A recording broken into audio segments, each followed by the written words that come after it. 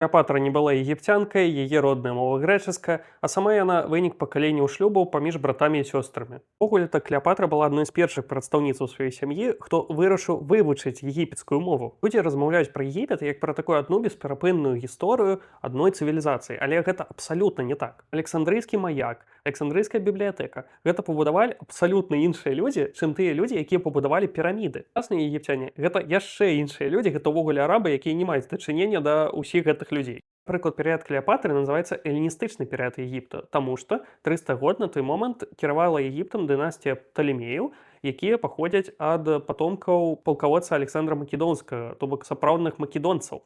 Александрыя, горад, які пабудаваў Александр Македонскі, яна ўвогуле не мае шмат дачынення да егіпцянаў.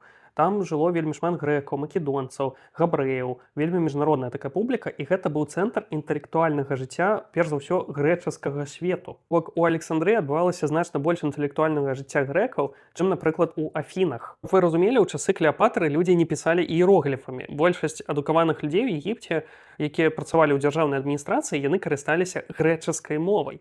А іерогліфы яны засталіся для жрацоў там егіпецкіх, а большасць людзей у Егіпце, якія вумелі ўвогуле пісаць, яны пісалі на спрошчанай форме іерогліфаў для паўсядзённага пісання.